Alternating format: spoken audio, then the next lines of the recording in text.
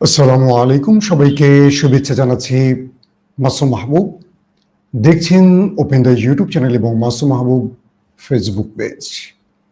শুরুতেই বলে নিচ্ছি, ইউটিউবে ওপেন দ্য আইজ এবং ফেসবুকে মাসুম মাহবুব, এই দুটো প্ল্যাটফর্ম ছাড়া আর কোনো প্ল্যাটফর্মে আমার ভিডিও আমি আপলোড দিই না, কিংবা আমার কোনো প্ল্যাটফর্ম নেই। কিন্তু কিছু অসাধু ব্যক্তিরা আমার নামে কিংবা আমার ছবি ব্যবহার করে অনেক ইউটিউব বা ফেসবুকে ভিডিও আপলোড দিয়ে থাকে। আপনারা আমাকে বারবার কমেন্ট করে সেটা জানাচ্ছেন, আমি দেখতে পাচ্ছি লাইভে আজকে অনেকেই কমেন্ট করেছেন। আশা করব আপনারা প্রতারণার ফাঁদে পড়বেন না। এই দুটো প্ল্যাটফর্ম ছাড়া আর কোথাও আমার ভিডিও আমি আপলোড দিচ্ছি না কিংবা লাইভে কথা বলছি না। বাকিগুলো প্রতারকদের চ্যানেল, তাই সেগুলোকে রিপোর্ট করবেন, আনসাবস্ক্রাইব করবেন এবং আনফলো করবেন। দর্শক, মূল খবরটি দেব আন্তর্জাতিক প্রসঙ্গে, শিরোনামগুলো আগে একটু বলে নিচ্ছি। অবশেষে মুক্তিকামীদের অসাধারণ বুদ্ধিমত্তার চালে বড় রকম ফাঁদে পড়ে গেল মার্কিন প্রেসিডেন্ট ডোনাল্ড ট্রাম্প। পাশাপাশি ফ্লোটিডা সমুদ্র ফ্লোটিডা নামে যে জাহাজের বেশ কদিন ধরে আপনারা উত্তপ্ত খবর পাচ্ছেন, এটা নিয়ে অসাধারণ কিছু স্টোরি জানাবো। পাশাপাশি গাজা নিয়ে মুসলিমদের সাথে পুরো পৃথিবী একজোট হয়েছে, এর নেপথ্য আসলে কারণ কি তারও প্রেক্ষাপট তুলে ধরবো, এবং এই জাহাজ যাত্রার নেপথ্যে কে ছিলেন সেই বিষয়টিও আপনাদের জানাবো আজকের বুলেটিনে। খবর শুরু করার আগে আমার প্রিয় খুব কাছের ভাই ইলিয়াস হোসেনের বাংলা এডিশনের কাপে চা খাচ্ছি, আপনারা এক নজর দেখতে পাচ্ছেন। অবশ্যই ইলিয়াসের এই চ্যানেলটি আপনাদের ভালো লাগার অনেক কিছু আছে, দেখবেন। আমি বলছি আপনারা একবার হলেও ভিজিট করে আসবেন। সম্প্রতি ইলিয়াসের চ্যানেল ভিজিটে গিয়েছিলাম, তো তখন এই কাপটি আমাকে উপহার দেয়া হয়েছিল। ইলিয়াস এবং তার ছোট ভাই আলামিন সবার জন্য এবং তার পুরো টিমের জন্য আমার ভালোবাসার দোয়া রইল। প্রিয় দর্শক, যে খবরটি দিয়ে শুরু করতে চাই, মিশর সিনাই উপত্যকা অর্থাৎ দখলদার দেশটির প্রতিবেশী রাষ্ট্র মিশর বিগত কয়েক মাস ধরে ব্যাপক প্রস্তুতি নিচ্ছে একটি সামরিক অভিযানের। মিশরের গণমাধ্যমগুলো থেকে যে তথ্য পাওয়া যাচ্ছে সেটা হলো, মিশর তার বিশাল সামরিক বাহিনীকে রাফা পাশাপাশি সিনাই উপত্যকায় জড়ো করেছে। দখলদারদের উপরাষ্ট্রদূত জানিয়েছেন, দখলদার বলতে আমি কোন দেশটিকে বোঝাই আপনারা বোঝেন, আমি রাষ্ট্রটির নাম উল্লেখ করছি না, আপনারা বুঝে নেবেন। দখলদারদের উপরাষ্ট্রদূত জানিয়েছেন মিশর দখলদারদের বিরুদ্ধে একটা যুদ্ধের প্রস্তুতি নিচ্ছে, এবং সেই প্রস্তুতির হিসেবে তারা সীমান্তের কাছাকাছি টানেল বা সুড়ঙ্গ খনন করেছে এবং তারা আধুনিক অস্ত্রশস্ত্র জড়ো করেছে। বিশাল একটা সেনাবাহিনীকেও সিনাই উপত্যকার কাছাকাছি জড়ো করেছে। বলা হচ্ছে যে কোনো সময় মিশর নেমে পড়তে পারে দখলদারদের বিরুদ্ধে যুদ্ধে। কে বলছে? দখলদারদের উপরাষ্ট্রদূত। পাশাপাশি এটিও বলা হয়েছে যে হামাসের সাথে মিশর সরকার অর্থাৎ আব্দুল ফাত্তাহ আল সিসি সরকারের একটা গোপন সমঝোতা হয়েছে। আমি বলছি না, দখলদারদের একজন হাই অফিসিয়াল বলছেন, এবং সেই সমঝোতাটি হয়েছে মূলত যে হামাসকে আশ্রয় দেবে মিশর, এবং গোপনে হামাস যাতে মিশর দিয়ে গাজাতে অস্ত্র ঢোকাতে পারে এটি না দেখার ভান করে থাকবে মিশর। এতদিন আমরা জানি যে মোহাম্মদ মুরসি তার আমলে রাফা সীমান্তটি খুলে দেয়া হয়েছিল, এবং এই সময়টিতে হামাস বা প্রতিরোধ বাহিনী বিভিন্ন দেশ থেকে সহযোগিতা পেয়েছে, আধুনিক অস্ত্র তৈরির বিভিন্ন যন্ত্রপাতি পেয়েছিল। কিন্তু আরব রাষ্ট্র, ইসরায়েল, আমেরিকার সম্মিলিত চেষ্টায় মিশরের মোহাম্মদ মুরসি সরকারকে ক্ষমতাচ্যুত করে আবদেল ফাত্তাহ আল সিসি। বর্তমানে তিনি এখন শাসন ক্ষমতায় বসে আছেন, এই সেনা প্রধান। তো যখন দেখা গেল দখলদাররা গ্রেটার ইসরায়েল তৈরির খেলায় মেতে উঠেছে এবং এই গ্রেটার ইসরায়েল তৈরির জন্য তারা কেবল ফিলিস্তিন নয়, তারা জর্দান, লেবানন, সৌদি আরব সহ, মিশর সহ আরো বহু দেশে তারা আক্রমণ চালাতে পারে এবং সেই দেশগুলোকে দখলে নিতে পারে, এমন একটি প্রস্তুতির হিসেবে পুরো মুসলিম রাষ্ট্রগুলো বুঝতে পেরেছে নেতানিয়াহু ব্যাকগ্রাউন্ডে ভিন্ন খেলা খেলছে আর অন স্ক্রিনে ভিন্ন কথা বলছে। এবং কাতারে আক্রমণের পর আরবদের ঘুম ভেঙেছে। মিশর সে হিসেবে তার সব রকম প্রস্তুতি সম্পন্ন করেছে। মিশর বলছে আমরা আমাদের নিরাপত্তার প্রয়োজনে সামরিক নিরাপত্তা বাড়িয়েছি। দখলদাররা বলছে যে না, মিশর যে কোনো সময় আক্রমণ করতে পারে। এবং আজকের লেটেস্ট আপডেট বলছে মিশরের প্রস্তুতি এমন হয়েছে যে মিশর যে কোনো সময় ইসরায়েলে আক্রমণ চালাতে পারে, তার সব রকম প্রস্তুতি সম্পন্ন করেছে। আর সেই দখলদারদের হাই অফিসিয়াল যেটি বললেন যে হামাসের সাথে একটা গোপন চুক্তি হয়েছে মিশরের, যদি এটি বা এই তথ্যটি সঠিক হয় তাহলে ধরে নেওয়া যেতে পারে হামাসের কাছে অনেক আধুনিক অস্ত্র পৌঁছে গেছে। কারণ সাম্প্রতিক সময় তুরস্ক এবং মিশর যৌথ সামরিক মহড়া চালাতে যাচ্ছে। এটি হলো দখলদারদের মূল টেনশনের কারণ। আর তুরস্কের president Erdogan Abdel Fattah al সিসিকে যে কোনোভাবে বাগে আনার জন্য চেষ্টা চালিয়ে যাচ্ছেন। এমনকি এরদোয়ান এমনটিও বলেছেন আবদেল ফাত্তাহ আল সিসিকে যে তোমার ক্ষমতাকে লাগলে আমরা টিকিয়ে রাখবো, কিন্তু আমাদেরকে ফিলিস্তিনকে রক্ষায়, গাজাকে রক্ষায় সাহায্য করো। আমাদেরকে তুমি তোমার সীমান্তে মানে ঢোকার সুযোগ দাও, আমার সেনাবাহিনীকে এখানে আসার একটা সুযোগ করে দাও। আর সেই সুযোগটি এবার পেতে যাচ্ছে তুরস্ক। তারা মিশরের সাথে যৌথ সামরিক মহড়া চালাবে। আর এই খবরে দখলদার বাহিনীর ঘুম হারাম, কারণ এখানে তুরস্ক আসবে সামরিক মহড়ার নাম করে, কিন্তু এই সুযোগে তুরস্কের ইন্টেলিজেন্স, সেনাবাহিনী এবং আধুনিক অস্ত্র হয়তো বা হামাসের কাছে পৌঁছে দিয়ে যাবে। এই ভয়টি থাকবে দখলদারদের, নাম্বার ওয়ান। নাম্বার টু হলো নেতানিয়াহু আর ট্রাম্পের মধ্যে বিগত সময়ে যে আন্ডারস্ট্যান্ডিংটা আমরা দেখলাম, সেই আন্ডারস্ট্যান্ডিং ছিল গাজাকে কে কিভাবে দখল করবে। এরপর যখন ট্রাম্প আলটিমেটাম দিল গাজার প্রতিরোধ বাহিনীকে যে এই 20টা শর্ত না মানলে আমরা গাজাকে ধ্বংস করে ফেলব, তখনই খুব বুদ্ধিদীপ্ত, অসাধারণ রাজনৈতিক প্রজ্ঞার পরিচয় দিয়ে হামাস তার নতুন খেলাটি খেলেছে। আমি গতকালকে লাইভে বলেছি, হামাস ট্রাম্পের সকল শর্ত মেনে নিয়েছে এবং বলছে যে তারা অস্ত্র সমর্পণ করবে এবং ইসরায়েলকে এই অঞ্চল ছেড়ে চলে যেতে হবে। পাশাপাশি তারা ফিলিস্তিনের আন্তর্জাতিক অর্থাৎ মাহমুদ আব্বাস সরকারের কাছে, আন্তর্জাতিক স্বীকৃত সরকারের কাছে ক্ষমতা অর্পণ করে চলে যাবে এবং তারা দখলদারদের সকল জিম্মিকে মুক্তি দেবে।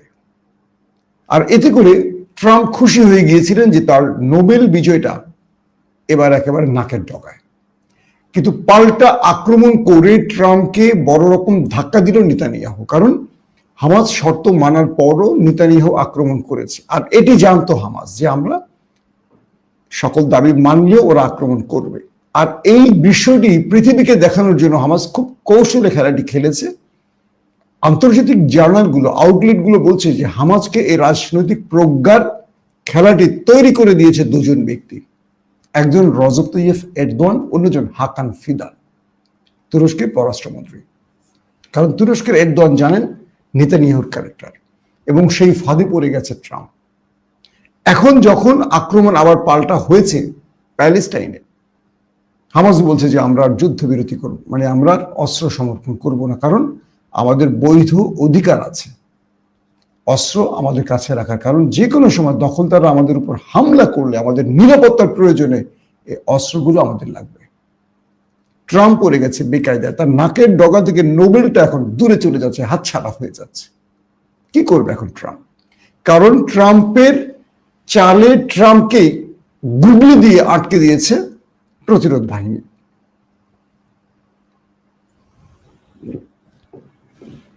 এখন ট্রাম্প বুঝতে পারছেন না তিনি কি করবেন, কারণ তিনি যে শর্তগুলো দিয়েছেন সেই শর্তগুলো তো হামাস মেনে নিয়েছে। তাহলে যুদ্ধ বন্ধ হচ্ছে না কেন? এখন তো আর হামাসকে দায়ী করা যাবে না। তার মানে এখন ট্রাম্প যদি যুদ্ধ বন্ধ করতে না পারেন তো ওটা ব্লেমটা তার ঘাড়ে নিতে হবে। কারণ প্রতিদিনই জাহাজ ভর্তি করে, কার্গো বিমান ভর্তি করে দখলদার দেশটিকে অস্ত্র দিয়ে যাচ্ছে বিশ্বমরণরা, আর অন্যদিকে পুরো ইউরোপ দখলদারদের বিরুদ্ধে আস্তে আস্তে জোট তৈরি করছে, একাট্টা হচ্ছে, আর বন্ধু হারাচ্ছে নেতানিয়াহু। এখন ট্রাম্প বেচারা পড়ে গেছে মাইনকাচি পায়। এদিকে চীন চমৎকার আরেকটি ডাইনামিক চাল দিয়েছে। বর্তমান সিচুয়েশন বলছে আমেরিকার প্রধান টার্গেট ইরান নয়, রাশিয়া নয়, প্রধান টার্গেট হলো চীন।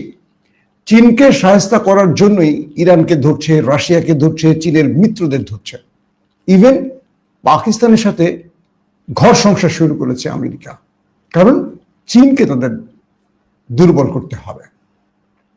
চীন করলো কি, এই সময়টাতে বুঝলো যে ডোনাল্ড ট্রাম্প যে হারে তার ট্যারিফ যোগ করছে বা চীনের বিরুদ্ধে একটা বিশ্বযুদ্ধের মানে বাণিজ্যিক যুদ্ধের যে পরিকল্পনা নিয়ে এগুচ্ছে এবং আফগানের বাগরাম বিমান ঘাঁটিতে ঢোকার চেষ্টা করছে, পাকিস্তানে ঘাঁটি করার চেষ্টা করছে, যে নানান পরিকল্পনা ট্রাম্পের, এটা বন্ধ না করলে যে কোনো সময় তৃতীয় বিশ্বযুদ্ধ লাগিয়ে দিতে পারে এই মাথামোটা ড্রাম। চীন, ট্রাম্প যেহেতু বাণিজ্য করা মানুষ, ব্যবসায়ী ব্যক্তি, তাকে নতুন একটা চাল দিল, আর চালটি হলো তাকে বলল তোমাকে $1 ট্রিলিয়ন মার্কিন ডলার দেয়া হবে, আসো তোমার সাথে একটা সমঝোতা করি। কি সেটা? আমি চীন থেকে তোমার দেশে বিনিয়োগকারী পাঠাবো যারা মানে $1 ট্রিলিয়ন মার্কিন ডলার নিয়ে, বিশাল অ্যামাউন্ট নিয়ে ঢুকবে তোমার দেশে, এবং তোমার দেশে শ্রমিক তৈরি করবে, তোমার যে বেকারত্ব সেটা দূর করবে চীন। চীন কেন হঠাৎ করে আমেরিকাকে এই ফাঁদটি বা আমেরিকাকে নতুন এই লোভনীয় অফারটি বা বর্ষিটা মুখের সামনে ফেললো? প্রধান কারণ, চীন আমেরিকাকে বশ করতে চায়। আর এই যে $1 ট্রিলিয়ন চীন দেবে, এমনি দেবে না, দান করবে না, আরবদের মতো মাথা বিক্রি করবে না। চীন যেটা করবে সেটা হলো, চীন চাইছে তার যত আধুনিক প্রযুক্তি হোক, সেটা ইলেকট্রিক গাড়ি হোক, সেটা আধুনিক কোনো যন্ত্রপাতি, বা চীন যে উৎপাদন করছে বিশ্বমানের যেই পণ্যগুলো, যেগুলো ইউরোপ আমেরিকায় ব্যাপক চাহিদা রয়েছে, চীন সেই বাজারটা তৈরি করতে চাচ্ছে এখন আমেরিকায়। চীন এই $1 ট্রিলিয়ন মার্কিন ডলার নগদ টাকা নিয়ে যাবে না, চীন আমেরিকায় কারখানা তৈরি করবে, বিভিন্ন ইনভেস্টর পাঠাবে আমেরিকায়, এবং চীনের তৈরি বিভিন্ন যন্ত্রপাতি, গাড়ি, এটা সেটা, মানে চীনের তো একদম সব আছে, জন্ম থেকে মৃত্যু পর্যন্ত যা লাগবে একটা মানুষের সব চীনের আছে। তো এগুলো চীন নিয়ে এখন ঢুকবে আমেরিকা, আমেরিকাকে টাকা দেবে $1 ট্রিলিয়ন, আর চীন তার সকল যন্ত্রপাতি বা তার সকল পণ্য নিয়ে আমেরিকা এখন ট্যারিফ মুক্ত পরিবেশ, অর্থাৎ এই বাণিজ্যিক চুক্তির ফলে চীনের সাথে ট্যারিফ যে খেলাটি, এটি বন্ধ হয়ে যাবে। তো চীন কি করবে? তার পণ্যগুলোকে নিয়ে আমেরিকায় উঠবে, অর্থাৎ পণ্য বেচবে। তার মানে চীন যে টাকাটা দিবে সেই টাকাটা আমেরিকা থেকে চীন নেবে, নিজের পকেট থেকে দেবে না। কারখানা করবে, বিনিয়োগকারী পাঠাবে, চীনের টাকা। আবার চীন কি করবে? তার পণ্যটা সেখানে বিক্রি করবে, করে আমেরিকা টাকা নিয়ে আবার চলে আসবে। তো এই চালে বলা হচ্ছে, বিভিন্ন আউটলেটে দেখলাম ট্রাম্প রাজি হয়েছেন, এই $1 ট্রিলিয়ন মার্কিন ডলারের অফারে ট্রাম্প রাজি হয়ে গেছেন। অর্থাৎ চীন তার বুদ্ধিদীপ্ত খেলায় ট্রাম্পকে বশ করেছে। তো সেই সময়টিতে হামাস যখন বলল ট্রাম্পকে, এবার বল তোমার কোর্টে, তুমি সিদ্ধান্ত নাও, তুমি আমাকে যা বলছো আমি মেনে নিয়েছি, এখন তুমি যুদ্ধবিরতি ঘটাও, নতুবা তুমি কান ধরে উঠবস করো, কারণ তুমি আমাকে বলছো আমি মেনে নিয়েছি, এবার তুমি দেখো তোমার বন্ধু, তোমার আশ্রয় থাকা, তোমার অস্ত্র নিয়ে আমাদের মারছে, সে যুদ্ধ বন্ধ চায় না, সে জিম্মি মুক্তি চায় না। এখন মাইনটা চিপায় পড়ে গেছে মিস্টার ট্রাম্প। আসেন এবার আসে ফ্লোটিলা। আপনারা বিগত সময় শুনে আসছেন ফ্লোটিলার অনেক হিস্ট্রি। আমি কিছু হিস্টোরিক্যাল তথ্য দিয়ে আমি চলে যাব, আজকে এটা সংক্ষিপ্ত আকারে বলবো, অন্যদিন লম্বা করে হয়তো আপনাদের বলবো। ফ্লোটিলার ইতিহাসটি এই যে গাজার উদ্দেশ্যে স্পেনের বার্সেলোনা থেকে যে মানে প্রায় 500 থেকে আরো অধিক বলা হচ্ছে, 500 বলা হচ্ছে, বা তার আরো অধিক মানুষ গেছে গাজাতে ওষুধ খাদ্য নিয়ে, প্রায় 50টি দেশের মানুষ, অজস্র জাহাজ নিয়ে। এই হিস্ট্রিটা দুটো সিগনিফিকেন্ট ঘটনা ঘটাচ্ছে। এক, যে পশ্চিমা দুনিয়া ফিলিস্তিনের বিরুদ্ধে দাঁড়িয়ে ইসরায়েলের সমর্থন জুগিয়েছিল, আজ তারা মানুষের কাছে বোঝানোর চেষ্টা করছে, পৃথিবীকে বোঝানোর চেষ্টা করছে, দেখো আমরা কতটা মানবিক, আমরা কিভাবে এগিয়ে আসছি। এক ঢিলে দুই পাখি মারছে। আমি এটাকে সমর্থন করছি, কিন্তু মেসেজটা খেয়াল করবেন। প্রায় 70% অমুসলিম এই জাহাজ ভর্তি করে তারা রওনা হয়ে গাজায় এসছেন, 30% ধরেন মুসলিম। এর মধ্যে আরবের অধিকাংশ দেশের কোনো মুসলিম নেই। বাংলাদেশ থেকে আমাদের একজন ফটোগ্রাফার শান্তিকামী ভাই শহীদুল আলম ভাই আছেন, পাকিস্তান জামায়াতের একজন অন্যতম নেতা আছেন সিনেটর মোশতাক আছেন, এবং সবচেয়ে বেশি রয়েছে মুসলিমদের মধ্যে তুর্কি নাগরিক। মিস্টার মাইকেল তিনি এই ফ্লোটিলার প্রচলনটি এনেছিলেন সামনে। অস্ট্রেলিয়ান এই নাগরিক প্রথম তিনি ত্রাণ নিয়ে এই গাজাতে এসেছিলেন, তখন ইসরায়েল তাকে গ্রেফতার করেছিল। তো মিস্টার মাইকেল ইসরায়েলের কারাগারে থাকা অবস্থায় তিনি খুব কষ্টে একটা চিঠি লিখেছিলেন যে আমি ইসরায়েলের কারাগারে আছি গাজাকে সাহায্য করতে এসে, আমার ভয় আমাকে আর কখনো ইসরায়েল গাজাতে প্রবেশ করতে দেবে না। তখন তিনি কি করবেন ভাবছিলেন। এরপর তিনি মুক্তি পেয়ে তার দেশে ফেরত গিয়ে তিনি দেখলেন যে একা গিয়ে আর লাভ হবে না। তখন তিনি এই ফ্লোটিলার রেওয়াজটি, অর্থাৎ এটি একটা স্পেনিশ শব্দ, আপনারা জানেন, অনেকগুলো জাহাজের সম্মিলন, এটাকে বলে ফ্লোটিলা। তো সেই ফ্লোটিলা নিয়ে তিনি এসেছিলেন। 2008-এ তিনি গাজার উদ্দেশ্যে এসেছিলেন এবং সেই সময় তার উপর হামলা হয়। 2010-এ তিনি আরো অধিক জাহাজ নিয়ে এসেছিলেন মিস্টার মাইকেল, তার উপর হামলা হয় এবং প্রায় 9 থেকে 10 জন বা 1 ডজনের মতো মানুষকে হত্যা করা হয়। এবং এই যে মিস্টার মাইকেল বারবারই এসেছিলেন, নেপথ্যে তাকে সব রকম সহযোগিতা করছিল একটি মুসলিম দেশ, তার নাম তুরস্ক। তো সর্বশেষ যখন পৃথিবীর প্রায় 5 শতাধিক মানুষ বা আরো বেশি মানুষ, 44টি দেশের নাগরিকরা অনেকগুলো জাহাজ নিয়ে গাজার উদ্দেশ্যে রওনা হয়েছিলেন, এর নেপথ্যে পুরো খেলাটি পরিচালনা করেছিল এরদোয়ান সরকার। এবং সেখানে পৃথিবীর বিভিন্ন শ্রেণীর মানুষ ছিলেন, মার্কিন অভিনেতা, ইউরোপের বড় বড় আইনজ্ঞ, লেখক, সাংবাদিক, অভিনেতা, অভিনেত্রী, হ্যাঁ, কন্টেন্ট ক্রিয়েটর, বিভিন্ন পেশার মানুষ। বাংলাদেশের শহীদুল আলম ভাই পাকিস্তান থেকে গেছেন, পাকিস্তান জামাতের অন্যতম নেতা সিনেটর মোশতাক, আর অনেকেই গেছেন। তো সবকিছু মিলে হিসেবে দেখা গেল 70% বা তার চেয়েও বেশি অমুসলিম, 30 বা 35% মুসলিম। তো এটাকে দেখিয়ে মানে এই দৃশ্যটিকে দেখানো হয়েছে পৃথিবীব্যাপী।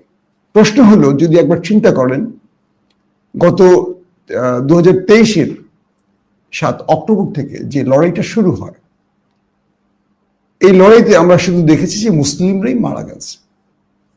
যতগুলো সাংবাদিক প্রাণ হারিয়েছে দখলদারদের আক্রমণে, ম্যাক্সিমাম তুরস্কের টিআরটি ওয়ার্ল্ড কিংবা আল জাজিরার মুসলিম সাংবাদিক। আজকে আমরা যে দৃশ্যটা দেখছি যে অমুসলিমরা গাজার উদ্দেশ্যে এগিয়ে আসছে মানবিক কাজে, এটা প্রশংসনীয়, কিন্তু এটা নেপথ্য একটা খেলা আছে। ওরা জানে যে ওদের উপর কখনো দখলদাররা হামলা করবে না বা ওদের প্রাণ নাশ করবে না, এবং ওরা একদিকে অস্ত্র দিয়ে হেল্প করছে ওদের রাষ্ট্র, আবার ওরা এই মানবিক আহ্বানে এগিয়ে আসছে, এবং সর্বশেষ একটা উইন উইন সিচুয়েশনে এই খেলাটা শেষ করতে চাইছে, এমন একটা ধারণা আসছে। পাশাপাশি দখলদারদের এই চেহারাটা বিগত 2 বছর ধরে গাজার প্রতিরোধ বাহিনী এমন ভাবে পৃথিবীর কাছে তুলে ধরেছে যে ইউরোপের মানুষগুলো বুঝতে পেরেছে এতদিন ধরে এই দখলদার দেশটি তাদের মিথ্যাচারের মাধ্যমে আটকে রেখেছিল। সত্যটা ভিন্ন, এবং সেই সত্যটা জানার পর ইউরোপের মানুষরা এবার স্বেচ্ছায় তারা হুমকি মাথায় নিয়ে চলে এসছে। আজকে লেটেস্ট আপডেট বলছে 174 জনের মতো ব্যক্তিকে দখলদাররা মুক্তি দিয়েছে।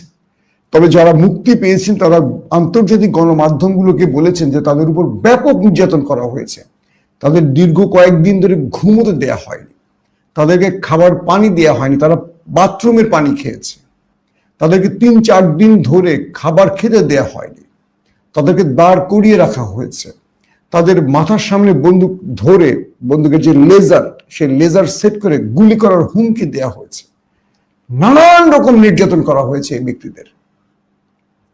তো এই যে বিষয়গুলো ঘটছে, এই বিষয়গুলোর কারণে দখলদাররা আরো চাপে পড়ে যাচ্ছে, আর দখলদাররা চাপে পড়ার সঙ্গে সঙ্গে আমেরিকার মতো দেশটিও চাপে পড়ছে, কারণ পুরো ইউরোপের নাগরিকরা এখন এই দৃশ্যগুলো তুলে ধরছে বিশ্বের কাছে।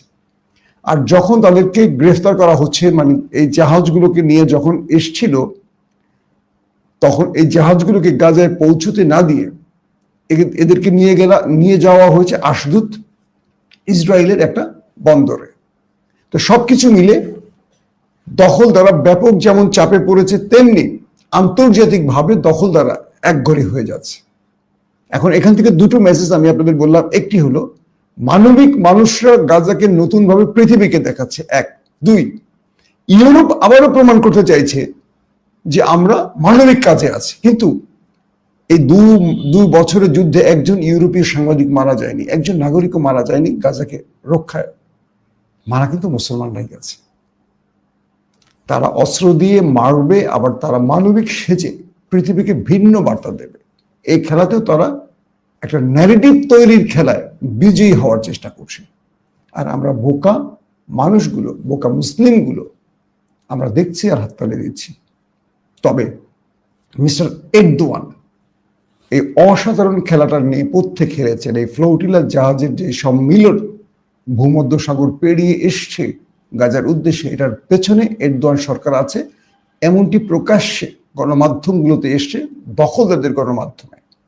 তাই তাদের এখন ভয় যে আগামী নেক্সট ফ্লোটিলায় তুরস্ক কোন চমকটি দেখাতে পারে, এবং সেখানে কি তুরস্ক বা আদার্স প্রতিটি দেশ সামরিক বহর পাঠাবে কিনা ত্রাণবাহী জাহাজের সাথে। নতুন রকম পরিকল্পনায় এরদোয়ানের তুরস্ক আবারও একটা খেলা খেলতে পারে। এজন্য দখলদার দেশটি নতুনভাবে চিন্তা করছে। তবে সর্বশেষ যে বার্তাটি দিয়ে এই ভিডিওটি শেষ করতে চাই, সেটি হলো পুরো পৃথিবীর কাছে নেতানিয়াহু প্রশ্নবোধক চিহ্নে আটকে গেছে। এখন তার পথ একটি, যুদ্ধ বন্ধ করা। যুদ্ধ বন্ধ করা মানে হলো তার ক্ষমতা হারা, অর্থাৎ তিনি যে প্রচুর দুর্নীতি মামলায় তার উপরে রয়েছে, এই মামলাগুলোর বিচার শুরু হওয়া। আর বিচার শুরু হওয়া মানে আজীবনের জন্য কারাগার তার ঠিকানা। আর এখান থেকে বাঁচার একটি পথ, যুদ্ধকে লং করে, যুদ্ধকে দীর্ঘ করে যতদিন পারে টিকে থাকা। এখন প্রশ্ন হলো, শেষ পর্যন্ত যুদ্ধ কি বন্ধ হচ্ছে, নাকি এই যুদ্ধ নতুন নাটকীয়তা আবারও অন্যদিকে মোড় নেবে? সেটা হয়তো আমরা সামনের সময়গুলোতে বলতে পারবো। বিদায় নিচ্ছি আজকের মতো। প্রত্যেকে ভালো থাকবেন। আল্লাহ হাফেজ।